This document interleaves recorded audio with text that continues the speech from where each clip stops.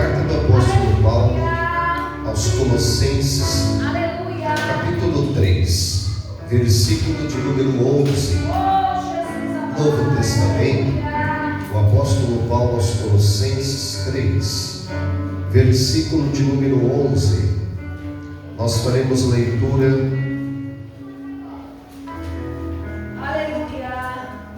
do texto bíblico. Colossenses 3, verso de número 11. A palavra de Deus está escrita assim: onde não há grego, nem judeu, circuncisão, nem incircuncisão, bárbaro, cita, servo ou livre, mas Cristo é tudo e em todos. Vamos repetir essa última expressão: Cristo é tudo em todos. 1, 2, 3. Cristo é tudo em todos. Mais uma vez, todos juntos. Cristo é tudo em todos. Os irmãos podem se assentar, adorando a Jesus. Graças a Deus. Por favor, irmão, diga assim: a centralidade de Jesus.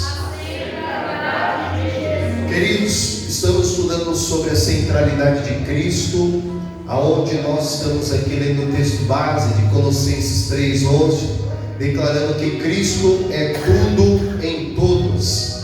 Nós abordamos, a primeira abordagem foi: Cristo é tudo na redenção da história. Nós trabalhamos aqui a ideia da salvação, aonde Cristo é o agente de salvação e nós dependemos desse Salvador.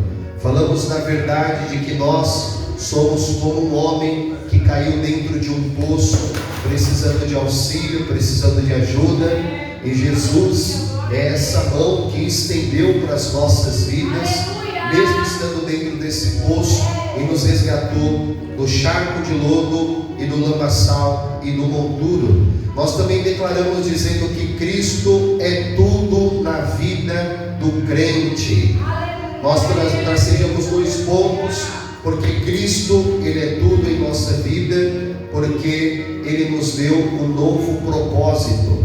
Antigamente nós vivíamos uma vida sem propósito, e o propósito da nossa vida, se assim possamos dizer, era fazer a vontade da nossa carne, era cumprir os desejos desenfreados que habitam dentro de cada um de nós. Nós andávamos sem freio para fazer os prazeres, para cumprir os desejos, porém Cristo nos deu um novo propósito. O apóstolo Paulo diz: quer comais, quer bebais, nós devemos fazer tudo para a glória de Deus.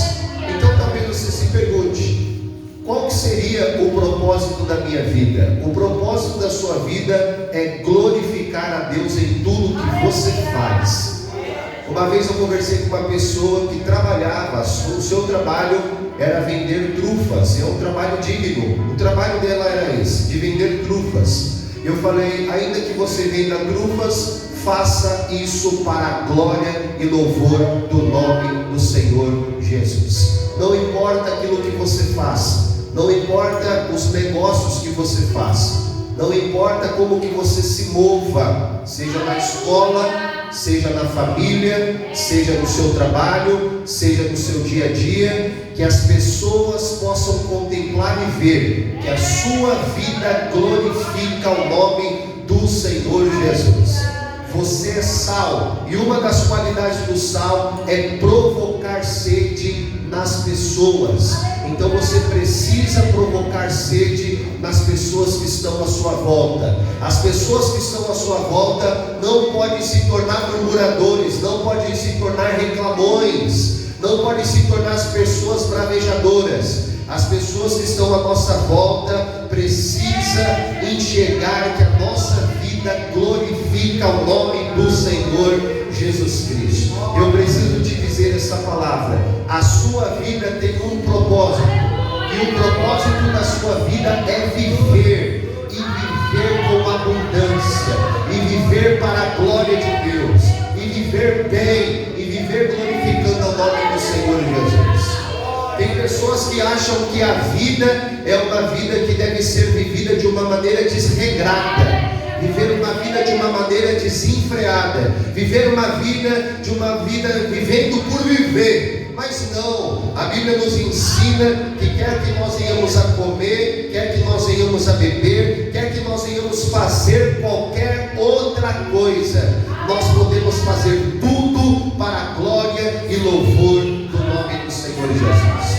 Ainda que você esteja na igreja, servindo ao ministério, ainda que você esteja na igreja, limpando a igreja, ainda que você esteja na igreja, servindo uma água para o seu irmão, operando no som, tocando algum instrumento, ou até mesmo estando na igreja para servir o seu irmão aqui no corpo de Cristo, a Bíblia nos ensina que o propósito de tudo isso é glorificar a Deus em tudo que você faz. Porque se eu glorificar a Deus em tudo que eu faço, eu farei com excelência. E Deus está levantando pessoas com excelência nessa casa, irmãos, para fazer tudo com excelência. Então eu quero que nós venhamos a façamos tudo com excelência. E o segundo ponto é que o Senhor nos deu uma nova identidade. Na verdade, irmãos, nós vivíamos uma vida sem identidade. E nós buscávamos a identidade aonde? Nós buscávamos a identidade nas coisas. Nós buscávamos a identidade nas pessoas. O problema é que quando eu busco a identidade nas coisas e nas pessoas, eu estou assumindo uma identidade que Deus não tem para mim. Eu estou sendo uma pessoa tentando se adequar naqueles ritos, tentando se adequar naquele grupo, tentando se adequar naquela fala, tentando se adequar naquele local, e às vezes aquele local não me cabe, irmãos. O problema é que nós queremos apertar para que esse local se torne aceitável para a nossa vida. Então eu vou te dar uma palavra de Deus desde já. Se esse local não te cabe, não se aperte para se adequar a esse local. Você tem uma identidade, e a sua identidade ela é formada a partir de Jesus. Se esse local não te cabe, não fique se apertando para se envolver nesse local. Esse local não te cabe. Nós às vezes parecemos aquelas crianças que tem a peça de Lego, é um redondo, e ela pega a peça quadradinha e fica tentando colocar, mas aquilo não encaixa. Aquilo nunca vai entrar, irmão João, aquilo nunca vai dar certo. E alguém do mundo, quando vê um crente do lado dele tentando se adequar com as coisas do mundo, até as pessoas do mundo falam: mas você não dá certo para estar com a gente, você não dá certo para andar com a gente, porque nós somos luz, irmãos. Amém, meus irmãos? E a luz ela tem que irradiar, ela tem que brilhar, ela tem que refletir a glória de Cristo. É por isso que nós não devemos assumir identidade que não é compatível à nossa vida. Temos uma identidade, e aonde a nossa identidade está? Diga assim: escondida em Jesus. Os irmãos acreditam que é possível que aqui entre as irmãs tenham pregadoras? É possível, igreja? É isso? Amém? É possível, irmãos, que aqui entre as irmãs tenham grandes líderes para a igreja? É possível, irmãos? Eu acredito. Os irmãos acreditam que entre os nossos jovens podem sair jovens pregadores da palavra, irmãos? Então, grande pregador da palavra. Os irmãos acreditam que no meio da igreja podem sair grandes pregadores da palavra, irmãos? Os irmãos assim também acreditam? Só que talvez você não conheça essa identidade, e por você não conhecer essa sua identidade, você se comporta diferente dessa sua identidade. Porque quando você entende que essa é a sua identidade, você se comporta de acordo com ela. Vocês querem algo? No início da minha chamada e no início da minha vocação, Deus usou um irmão e disse assim: a obra que Deus tem para fazer na sua vida vai ser uma coisa muito rápida. Deus vai te limpar, Deus vai te chamar nas madrugadas e vai fazer uma coisa muito rápida. Só que Ele não me explicou como seria o processo. Ele só disse sim, Deus vai fazer. E por qual motivo que Deus não explicou o processo? Porque se ele explicasse o processo, eu desistiria da minha chamada. Se ele dissesse assim: vai ter provas, vai ter lutas, vai ter choro, vai ter perda, vai ter renúncia, vai ter dia que você vai ter que querer desistir, mas vai ter que permanecer, vai ter dias que são dias de lutas, vai ter dias de alegrias, e se ele revelasse esse propósito, eu acredito que eu não suportaria e dizer assim: rapaz, eu acho que eu não vou aceitar essa chamada e essa vocação. Só que conforme eu fui entendendo o que Deus tinha na minha vida, a identidade de Vitória foi ficando mais clara. E por enxergar a identidade que Deus tinha na minha vida, eu fui me comportando de acordo com aquela identidade que eu recebi da parte do Senhor. É por isso que eu digo: se Deus diz que você vai ser um pregador da palavra, o que você precisa fazer, irmãos? Você precisa assumir a identidade de um pregador. O esboço não vai cair do céu. A sabedoria, irmãos, ela vem de Deus, mas o Senhor exige que nós buscamos o Senhor em sabedoria. O apóstolo Tiago vai dizer assim: aquele que não tem sabedoria, ele tem que pedir a Deus, e Deus dá a todos que querem a sabedoria de Deus. Se Deus disse que eu vou dirigir um culto, eu preciso me interessar em saber e observar como é essa direção. Se Deus disse que eu vou cantar em um departamento, eu preciso me esmerar enquanto isso. Eu preciso ensaiar, eu preciso orar, eu preciso jejuar. Se eu faço parte de uma igreja, irmãos, eu preciso assumir a identidade de membro dessa igreja. Eu não consigo entender que tem membros dessa igreja que vêm em um culto e faltam 15. Eu não consigo entender isso. Eu não consigo entender que identidade que é essa. Irmãos, a gente não assume essa identidade no nosso trabalho. No nosso trabalho a gente vai, dá satisfação quando não vai. Sim ou não, irmãos? Não me deixa sozinho aqui, pelo amor de Deus.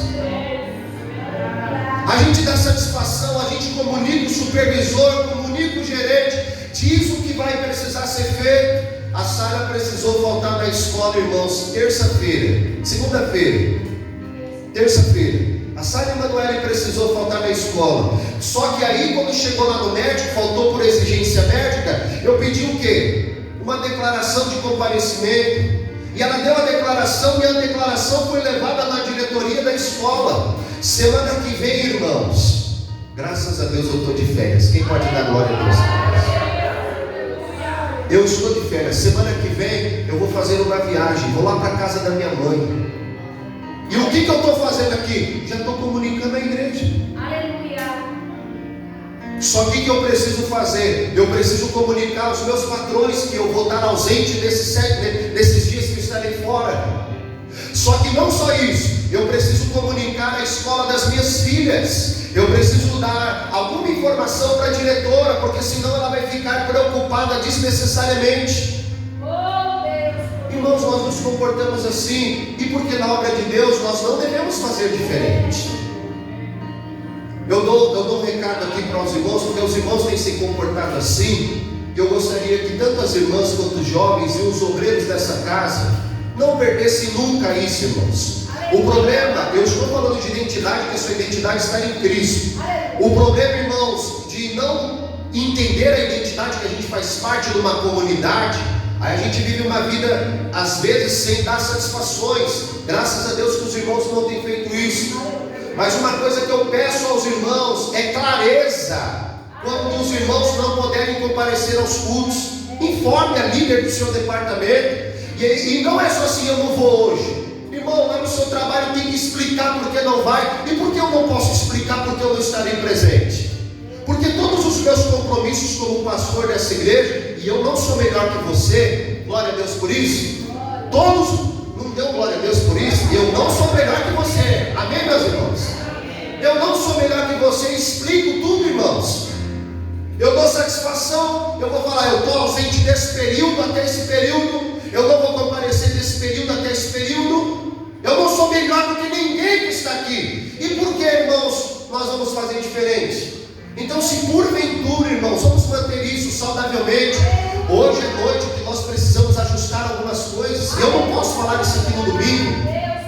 você está aqui numa quinta-feira para sentar, para aprender, para ser apertado, aperfeiçoado.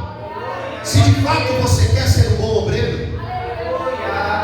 E nós precisamos ajustar tudo isso. Não precisamos fazer as coisas sem dar satisfações. No trabalho eu ajo assim. Na igreja eu preciso dar as minhas recomendações também. Fale com o seu líder, expresse o motivo. Deixe para marcar os compromissos em dias que não tem culto, irmãos. Eu faço isso. Eu não estou fazendo algo que eu não faço. Quantas festas eu já rejeitei, irmãos? Quantas coisas eu já rejeitei para poder estar na presença de Deus. Glória a Deus. E sabe por que minha família está aqui de pé, irmãos? Porque eu fiz uma boa escolha e não me arrependo por nenhuma delas. Uma boa escolha. E você quer saber de algo? São 3 dias na semana, irmão. E 4 dias você tem a mais. São 3 dias na semana que a gente precisa registrar esses dias e assumir responsabilidades e não marcar compromissos enquanto isso. E se porventura tiver um compromisso, fale com antecedência. Por vezes eu recebo informação dos meus irmãos aqui: pastor, eu não vou poder estar indo hoje por causa disso, disso e disso. Irmão, está justificado. Aí um pastor aqui, que às vezes é besta, aí fica preocupado com você desnecessariamente. Meu Deus, o que está acontecendo na casa do meu irmão? Por que será que o meu irmão não deu a informação? Por que será que o meu irmão não falou que não pode estar presente no culto? Por qual motivo? E a gente pensa um monte de questões e às vezes não aconteceu nada. É só você que não quer vir no culto. E às vezes não aconteceu nada. E às vezes a gente fica despreocupado, assim, desnecessariamente. Então seja claro, seja objetivo. Por qual motivo, pastor? Porque nós temos uma identidade, irmãos. Glória a Deus por isso. Estou sentindo que agora a pastora está dando glória a Deus aqui mais que você, viu, irmãos? Estou sentindo isso aqui. Só que, irmãos, se nós não nos aperfeiçoarmos e assumimos essa identidade, é igual os nossos jovens. Quando vão tocar, tem compromisso, irmão. Tem que assumir compromisso. Senão não faz sentido ter banda aqui, fazer por fazer. Não, tem compromisso. E eles assumem. Eles justificam: eu não vou poder estar hoje, pastor. Aconteceu isso. Pastor, eu vou chegar atrasado. A irmã, que não vai poder vir no culto hoje, a obreira, mandou mensagem: pastor, eu não vou estar podendo presente no culto, porque meu esposo está trabalhando, eu não vou poder chegar a tempo. Irmãos, essa é a identidade da igreja. Nós devemos satisfação, estamos numa identidade, e aí nós vamos facilitar a vida um dos outros. Isso é bíblico. A carta aos Hebreus vai dizer que nós devemos pastorear, irmãos, levemente, que não seja pesado para ninguém, ok? Que você não seja um peso na vida de ninguém, que eu não seja um peso na sua vida também, em nome do Senhor Jesus. É isso que o apóstolo Paulo vai dizer aos Coríntios: eu não me quis fazer pesado na vida de vocês. Só que a igreja também não pode se fazer pesada na vida dos pastores também. Glória a Deus. Vamos assumir essa identidade em nome de Jesus. Pode ficar triste, tem problema não, depois passa. Glória a Deus. Diga assim: Cristo é tudo na igreja. Você percebeu que estou afiado hoje, né? Vamos lá. Cristo é tudo na igreja. Abra sua Bíblia, Mateus 16.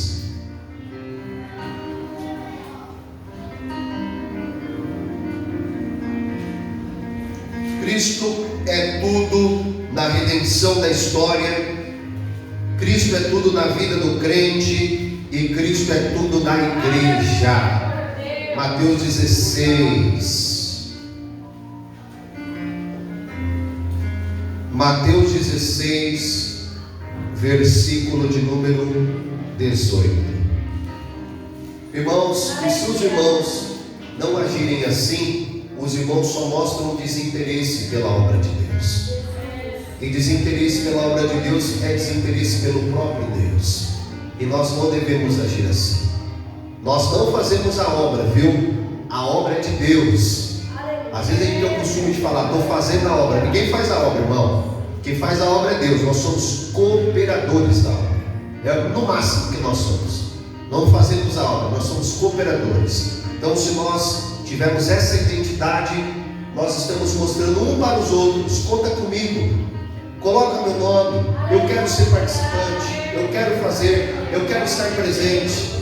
E eu já recebi vários testemunhos aqui, viu, irmãos?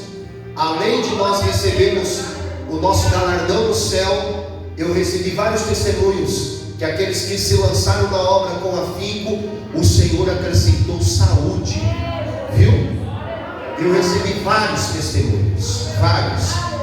E a irmã Maria até testemunhou para mim esses dias que ela estava com a perna com dificuldade, mas foi a vinda aos cultos, a oração, e elas hoje mesmo, a irmã Ilma até estava com dificuldade para subir, mas eu creio que logo essa perna vai estar 100%, viu? Que a irmã Ilma também não perde um culto, está aqui todos os cultos.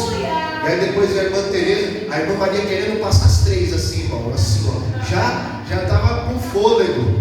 E antigamente ela subia assim com muita dificuldade, mas está aqui também todas as manhãs, está nos cultos. E Deus abençoe essa igreja, em nome de Jesus. Cristo é tudo na igreja. Vamos dizer isso? Cristo é tudo na igreja? Vamos mais uma vez? Cristo é tudo na igreja. Mateus 16, verso de número 17, diz assim: E Jesus respondendo disse-lhe: Bem-aventurado és tu, Simão Bar-Jonas. Irmãos, essa expressão Bar-Jonas, Bar é a ligação filho, então ele é filho de Jonas, ok? Bar é filho. Lembra a expressão Bartimeu? Bartimeu é filho de Timeu, não é o nome dele, viu, Bartimeu? Ele é filho de Timeu, o nome dele não é Bartimeu, é filho de Timeu. Aqui é Bar-Jonas, filho de Jonas. Porque tu não revelou a carne e o sangue, mas meu Pai que está nos céus. Verso 18: Pois também eu te digo que tu és Pedro, e sobre esta pedra edificarei a minha igreja, e as portas do inferno não prevalecerão contra ela. Aleluia. Ó, na sua Bíblia tem a expressão pedra aí? Tem a expressão pedra na sua Bíblia? Tem a expressão minha igreja aí? Tem a expressão aí edificarei? Então nós vamos trabalhar essas primeiras abordagens aqui. Quando Jesus ele diz assim, ó, porque isso aqui infelizmente é defendido pela Igreja Católica como se Pedro fosse o primeiro papa da história. No diálogo de Cristo com Pedro, a Igreja Católica defende que Jesus está dando autoridade para Pedro, para que a igreja fosse edificada sobre Pedro. Só que Jesus não está dizendo nada disso. O que Jesus está dizendo assim, ó, eu também te digo que tu és Pedro. Jesus está fazendo, é um trocadilho de palavra. A palavra Pedro no original é a palavra Petros. Petros. E Petros significa fragmento de pedra. Pedrisco, pedras pequenas. Até aqui tá legal? Entenderam? Compreendeu? Então a Igreja Católica diz, ela se fundamentaliza nisso, dizendo que Pedro seria aquele quem Jesus outorgou para ter a maior autoridade da igreja. Mas isso não. Por qual motivo? Porque tem uma vírgula depois de Pedro, e o texto diz assim, ó, e sobre esta pedra. Então se ele estivesse dizendo a Pedro, ele não diria sobre esta, porque aqui pressupõe que ele está colocando sobre ele, sobre esta, ele está falando sobre si. E a palavra ali, pedra, é a palavra Petra, ok? Petros é uma coisa, a palavra Petra é outra coisa, é outra finalidade. A palavra Petra significa rocha, rocha. Lembra que Pedro é pedrinha pequena? Então é mais ou menos Jesus assim: Pedro, você é muito pequenininho para que a igreja seja fundada em você. Quem entendeu? Jesus estava dizendo: eu preciso, Carmelita, que essa pedra seja grande, essa pedra seja uma rocha. Então era mais ou menos Jesus dizendo para Pedro: Pedro, sobre você não vai dar conta que a igreja seja fundada sobre você. Eu preciso que a igreja seja fundada sobre uma pedra grande, uma rocha. Quando Jesus diz assim, ó, sobre esta pedra, Vitor, essa palavra pedra é a palavra Petra, que é a palavra rocha, ok? Então Jesus ele estava falando sobre si. Então ele vai dizer assim, ó, edificarei. Essa palavra edificarei é a palavra oikodomeu, que significa construir ou edificar. Jesus ele iniciaria uma construção aqui. Só que o que fica claro é que Pedro não suportaria o peso da igreja. Pedro não suportaria o peso da igreja. Só existe um, irmãos, que suportaria o peso da igreja. E a centralidade é Jesus. E é por isso que eu estou te dizendo: o único que suporta o peso da igreja é Jesus. Eu vou dizer, irmãos, tem dia que eu não aguento nem eu mesmo.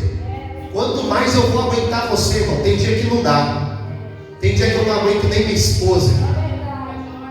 Tem dia que eu não aguento nem minhas filhas, irmão. Tem dias que são dias pesados. Tem dias que são dias difíceis. E nenhum ser humano daria conta de suportar tudo isso aqui, irmão. Porque você quer saber de uma coisa? Nós somos pessoas complicadas. Tem dia que a gente está batendo lá em cima, dizendo: maravilha, Jesus é bom, glória a Deus e aleluia. Tem dia que a gente está vindo para a igreja chutando latas. E você quer saber de algo? Nós, como carne, irmãos, às vezes não temos paciência para suportarmos uns aos outros. Nós, como seres humanos, às vezes não conseguimos suportar a dificuldade dos nossos irmãos, ainda que isso seja uma ordenança bíblica. É só um que consegue te suportar, é só um que consegue te entender, é só um que consegue te compreender no seu dia mais difícil, no seu dia mais duro, no seu dia mais complexo. E o nome dele é Jesus Cristo de Nazaré. É a pedra, é a rocha. É só ele que pode te suportar no teu dia mais difícil. É por isso que você tem que entrar nessa porta aqui, dando rajada de glória a Deus e aleluia, irmão. Porque você, ao entrar nessa porta, você tem que pensar: eu sou uma pessoa dura, eu sou um pecador, eu sou um homem terrível, mas graças a Deus que Jesus Cristo me suporta. Mas graças a Deus que Jesus Cristo me suporta. Graças a Deus que Jesus Cristo te suporta, irmãos. Então o que Jesus está ensinando para Pedro não é que a igreja está sendo fundada sobre Pedro. Ficou claro aqui para os irmãos? A igreja está sendo fundada sobre quem, irmãos? Vamos lá? A igreja está sendo fundada sobre quem? Jesus. Sobre Jesus. Diga assim: Jesus é a pedra. Diga assim: Jesus é a rocha. Então o primeiro ponto que a gente aprende é que Jesus é o fundamento da igreja. Jesus é o fundamento da igreja. E ele mesmo diz isso nesse mesmo texto de Mateus, lá no capítulo 21. Vamos subir. Versículo 42.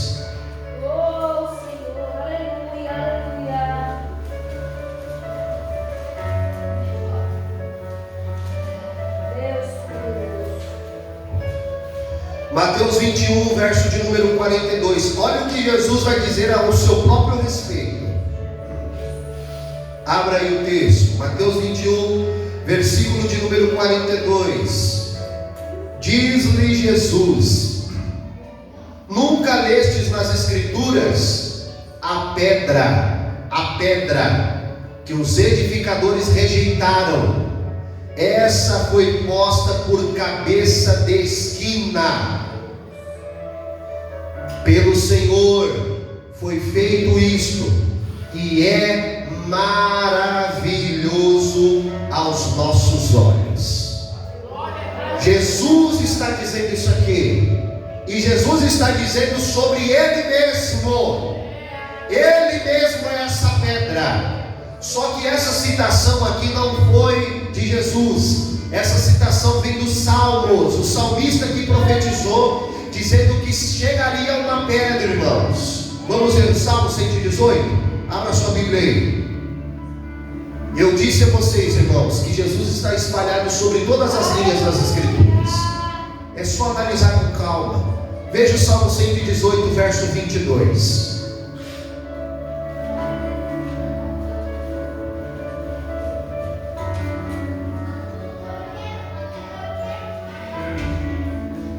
Salmo 118, verso 22.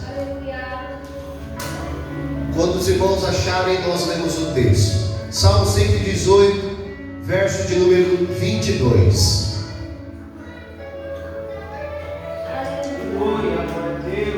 A pedra, diga assim, a pedra. A pedra que os edificadores rejeitaram tornou-se a cabeça de esquina. Verso de número 23. Da parte do Senhor se fez isto, maravilhoso é aos nossos olhos. Aleluia. Diga assim, por favor: rejeitada pelos homens. Rejeitada pelos homens. O que o salmista está dizendo é que Jesus, ele seria rejeitado pelos homens. Só que Jesus, ele seria escolhido por Deus. E isso aqui tem um grande ensinamento sobre a nossa vida. Nós não devemos agradar as pessoas para desagradar a Deus. Em primeiro lugar, nós devemos agradar a Deus, ainda que isso tenha que desagradar algumas pessoas. Jesus foi rejeitado. Sabe qual que é o maior problema da humanidade, irmãos? A humanidade tem problema sério com rejeição. Nós temos complexos de inferioridade. Isso vem arraigado em nós desde nossa tenridade, irmãos. Nós temos dificuldades. Ninguém quer ser rejeitado. E o problema é, irmãos, que havia uma profecia no Salmo 118 dizendo que Jesus seria rejeitado. E Jesus não perdeu o propósito só porque ele seria rejeitado.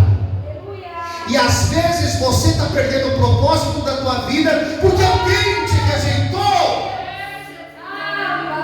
Às vezes uma pessoa te rejeita, não te dá uma atenção que você devia, não te liga na hora que você espera, não te dá a atenção que você queria que você tivesse, porque você quer ser o centro de tudo e de todas as coisas. Às vezes a gente não tem. Eu me lembro que na minha tenridade, na minha juventude, eu não recebia atenção às vezes dos meus amigos e eu ficava triste. Se eu não tivesse uma atenção devida de uma menina que eu esperava que ela me desse atenção, isso me chateava.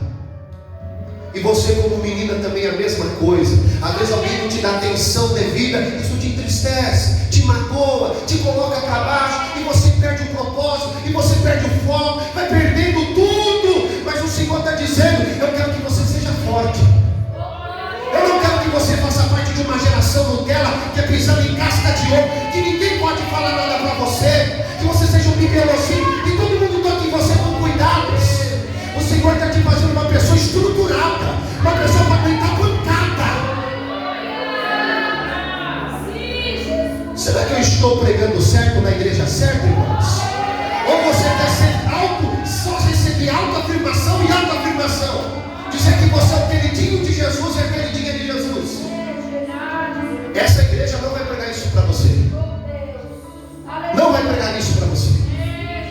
O que nós precisamos ser ensinados é logo sim, porque isso foge a caráter em nós. Eu queria, irmãos, ter tido um pai para me dizer isso, Alex, mas não tive. Só que precisou me converter. Jesus levantou meu pastor para poder me ensinar essas verdades. E hoje eu estou aqui te ensinando essas verdades. Jesus tinha um propósito, sim ou não, irmãos? Sim. E o propósito, Jesus perdeu o propósito porque foi rejeitado? Não. E porque às vezes quando a gente é rejeitado, a gente perde o propósito? E às vezes, irmãos, vai, pega isso aí, hein? Quero ver você pegar isso aqui. E às vezes a rejeição faz parte do propósito. Às vezes a rejeição nos aperfeiçoa, Mateus. Às vezes a rejeição nos mostra quem é quem. Eu vi uma frase que preciso te compartilhar.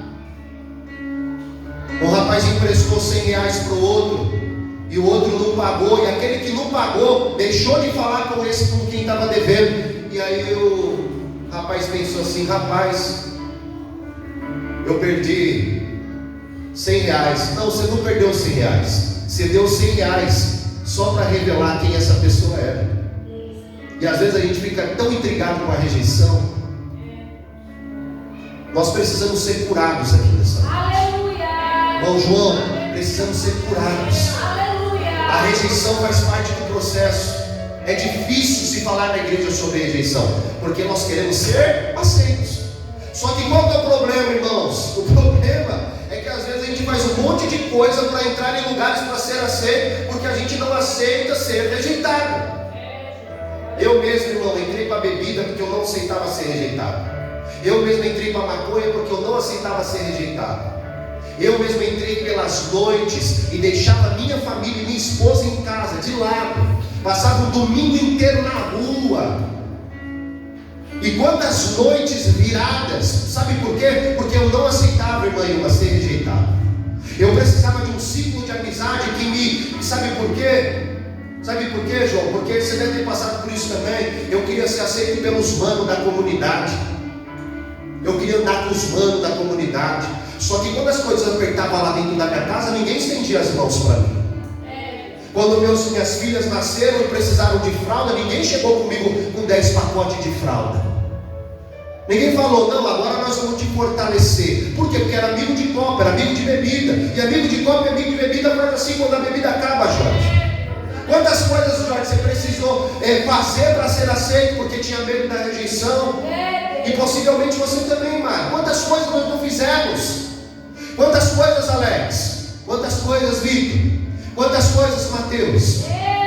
Quantas coisas nós fizemos para poder ser aceito em lugares que não nos cabem?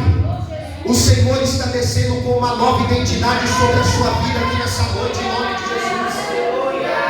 Eu demorei tempos para aprender isso, irmão, e nessa noite o Senhor está nos ensinando.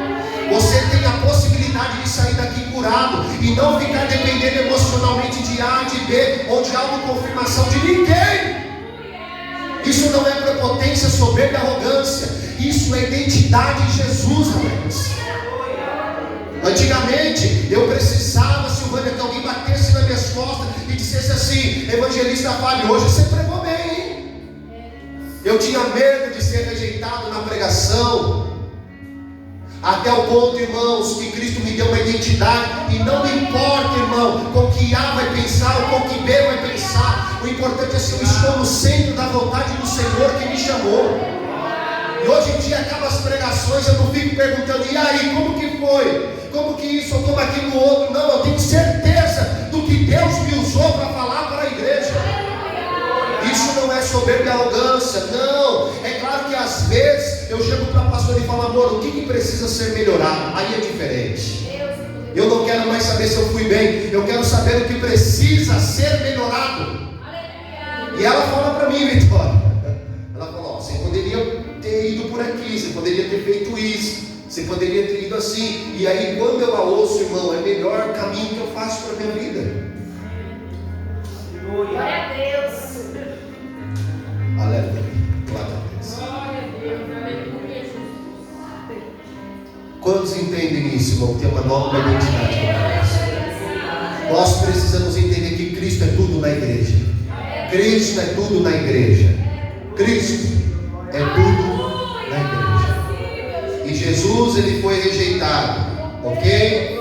Só que Jesus foi rejeitado para se tornar a pedra principal, irmãos. Olha que maravilha. Então talvez existem coisas na nossa vida que é para projeção, não é para nos trazer lá para trás. E se for para trazer para trás, Mário, é igual o estilingue, é só para ser lançado para frente de novo. É igual uma flecha. Flecha só vai para trás para poder ser lançada mais longe. Nunca para ficar lá atrás. É só para ser projetado para mais longe. Só para ser projetado para mais longe. Eu estou pregando aqui para adolescentes, estou pregando para irmãs, para senhoras, para irmãos. E nós precisamos assumir essa identidade. O Senhor Jesus foi rejeitado. Te dei 3 textos aqui para te provar isso. Porém, ele se tornou a pedra principal, que é a pedra de esquina, para ser o centro e o fundamento da igreja. Assim como uma pedra angular, irmãos, que isso aqui fala da antiguidade. Quando uma pedra ela é colocada numa construção, essa pedra angular, porque assim, hoje em dia, quando eu falo de construção, você pensa o quê? Não, vamos bater na laje, vamos fazer isso, aquilo, outro. Só que as construções antigas elas eram feitas por montagens de pedras. As pedras que davam a estruturação para a pavimentação. Então, havia uma pedra, Cíntia, e essa pedra, ela se tornava a pedra principal. E geralmente essa pedra, ela era colocada no canto do terreno. Por quê? Porque por intermédio dessa pedra, essa pedra daria o ângulo para o crescimento das paredes laterais. Era essa pedra que se tornaria o centro da construção, o fundamento. E é isso aqui que o texto da palavra de Deus está nos ensinando. Que todo esse alinhamento que vai ocorrer precisa ter um fundamento, precisa ter uma pedra angular. Para que algo cresça para cima, precisa estar bem estruturado embaixo. Porque não adianta a gente gastar tempo aqui, crescendo para cima, se a gente não estruturar embaixo. Vai ceder, vai cair, vai perder dinheiro, vai perder tempo. Olha o que Jesus vai dizer em João 15,5, e a gente já está caminhando. João 15,5, irmãos, olha o que Jesus vai dizer. Aleluia.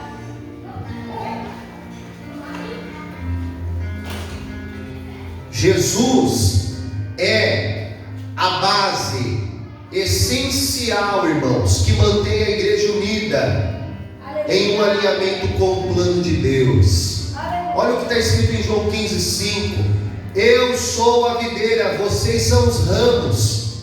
Quem está em mim e eu nele, esse dá muito fruto, porque sem mim nada vocês poderão fazer. Exatamente nada. Sem Jesus a igreja não pode fazer nada. É isso que ele está dizendo. Sem mim vocês não podem fazer nada. Sem mim vocês não podem fazer nada. É por isso que Jesus se tornou a pedra angular, o fundamento, a pedra de esquina. Em construções antigas, essa pedra era a primeira pedra a ser colocada no terreno. A primeira, irmãos. E é por intermédio dessa pedra aqui que as paredes laterais elas iam sendo colocadas uma depois da outra. Tendo o fundamento, as paredes laterais ou outras pedras poderiam ser colocadas em cima. Então o fundamento é Cristo. A pergunta que fica, pastor, e as outras pedras? Porque tem que construir. E quem são as outras pedras? Diga assim: primeiro Cristo. Aí depois você pode construir as outras pedras. As outras pedras podem ser a sua família. As outras pedras podem ser a igreja. A outra pedra pode ser o seu trabalho. As outras pedras podem ser as suas amizades. Agora uma pergunta que eu faço para a igreja: se Cristo não for o fundamento, e eu pegar a pedra da amizade e colocar a primeira, e depois tentar colocar tudo em cima, o que vai acontecer?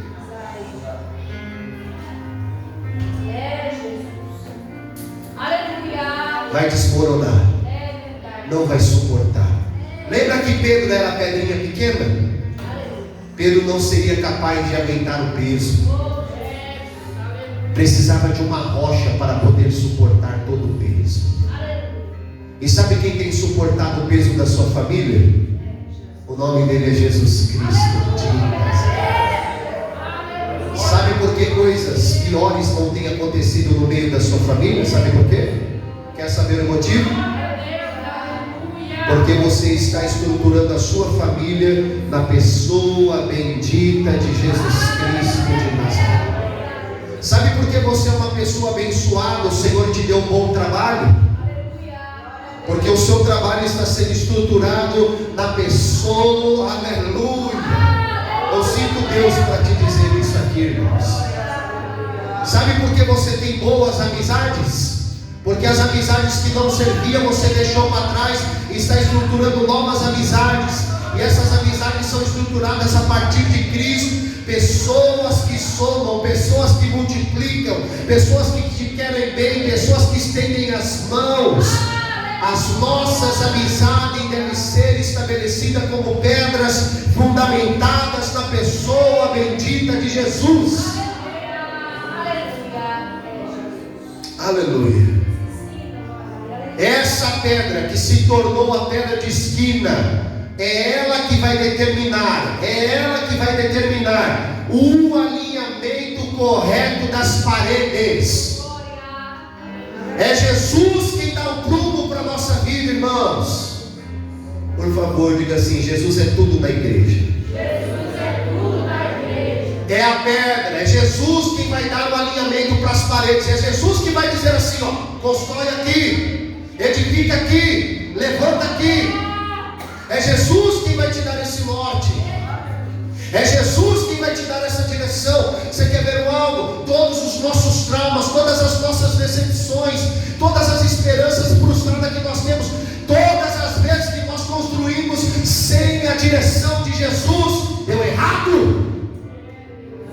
E aí a gente se frustra, a gente se decepciona, e aí a gente fica triste. Só que aí o Senhor Jesus diz: vem para cá de novo, sem mim você não pode fazer nada. Aí a gente começa a pegar as pedrinhas e colocar tudo de novo na pessoa bendita, e aí as coisas vão se estruturando, irmãos. Vamos ver isso na Bíblia, Mateus 7, 24. Abra a Bíblia para a gente finalizar. Mateus 7, 24. Aleluia, glória a Deus. Até fechei a Bíblia aqui. Mateus 7, 24. Eu vou ler no telão ali. Mateus 7, 24.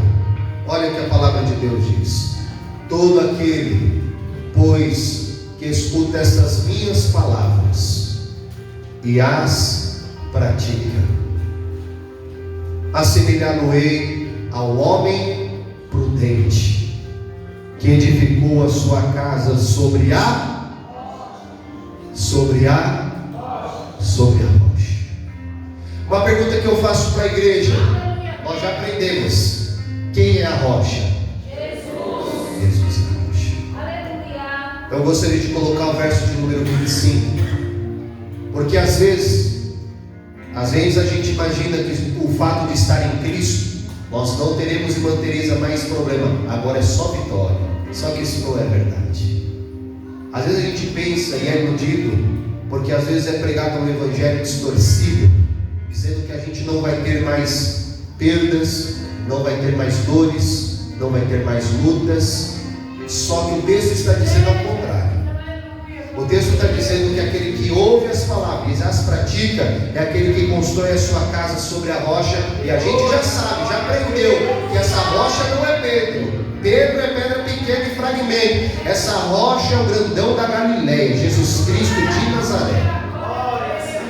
Aí o texto diz no verso de número 25 que mesmo essa casa sendo construída na rocha, olha o que pode acontecer.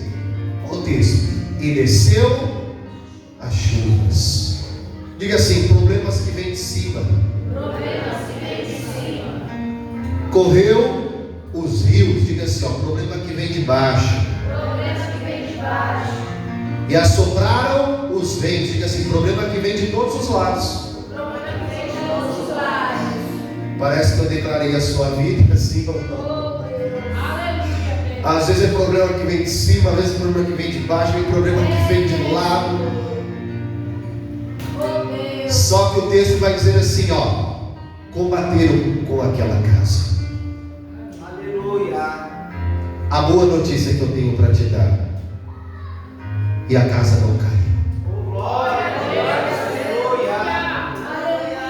A pergunta que fica: por que? O texto responde: porque ela estava edificada sobre a rocha. Quem recebe profecia aí? Eu não estou profetizando que você não vai ter problema, que você não vai ter luta, vai ter dias difíceis, vai ter dias nublados, vai ter dias complexos. Só que eu estou profetizando, se você ouvir o que for pregado hoje e você praticar essa palavra que foi pregada hoje, a sua casa vai se tornar tão firme, tão firme, tão firme, tão firme, tão firme, que podem combater contra a sua vida, podem se levantar contra os seus sentimentos, podem se levantar contra as suas emoções, mas a sua casa não vai cair, a sua casa vai ficar firme, porque ela está firmada sobre uma rocha, e essa rocha, o nome dela, Calacia, essa rocha se chama Jesus Cristo de Nazaré. Quantos podem levantar as mãos lá em cima e dar 10 segundos de glória a Deus para a rocha verdadeira? Enquanto você glorifica, a sua casa está sendo firmada. Enquanto você glorifica, os seus pés estão sendo firmados. Enquanto você glorifica, o Senhor está te removendo, o Senhor está te visitando, o Senhor está firmando os seus pés sobre uma verdadeira rocha. Sinta o poder da rocha, sinta o poder da rocha, sinta o poder da rocha. Seja alicerçado na rocha, seja edificado na rocha. Glorifique a Jesus, que é a pedra angular nesta noite, e receba a visitação do Espírito Santo agora, em nome de Jesus. No seu lugar, fique de pé.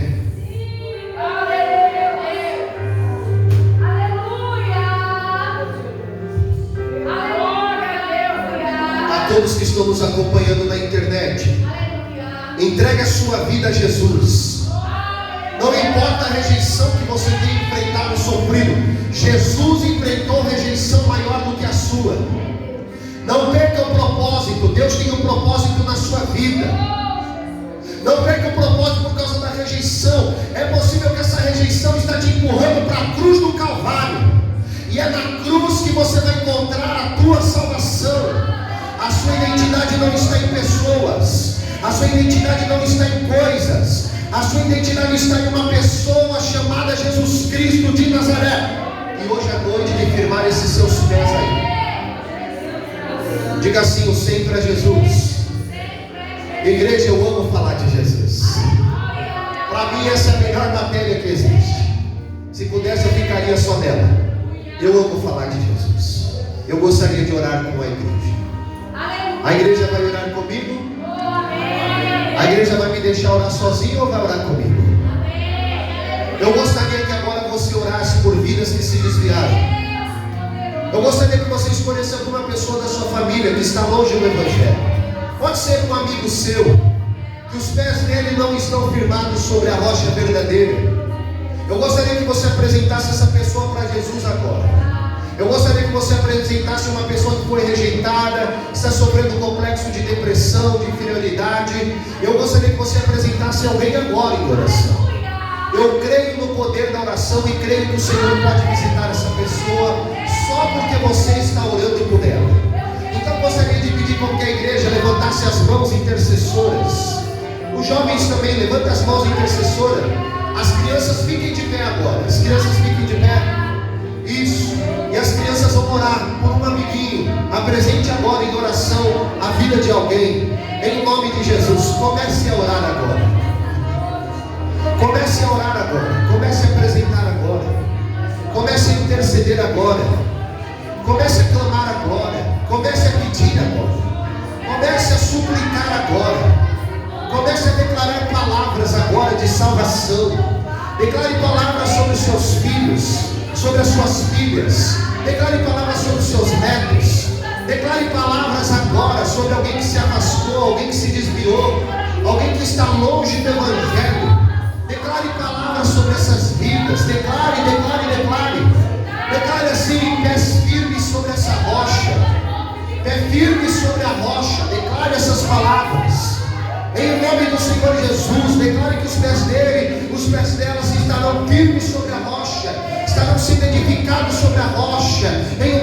Senhor Jesus Cristo de Nazaré. Saúde edificada sobre a rocha, trabalho edificado sobre a rocha, família edificada sobre a rocha, em nome do Senhor Jesus. Ore e declare isso.